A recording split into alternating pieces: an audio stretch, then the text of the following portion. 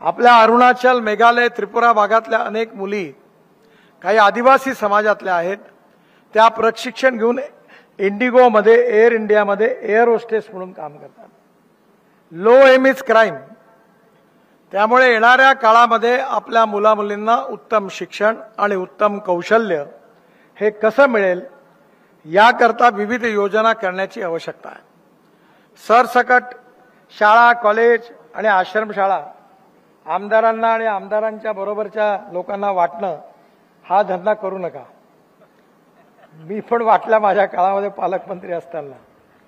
पण मी त्यांना सांगितलं की इमानदारीने काम करा, मुलांना चांगलं शिकवा, चांगलं अन्न द्या आणि आपल्या भविष्यात आपल्या पायावर उभे राहिले पाहिजे याची काळजी घ्या. आणि मग 2 पैसे तुम्ही कमवा. पण तुम्ही सगळेच पैसे आपल्या पोटात घालाल आणि आदिवासी विकासाच्या गप्पा कराल असं नाही जमणार.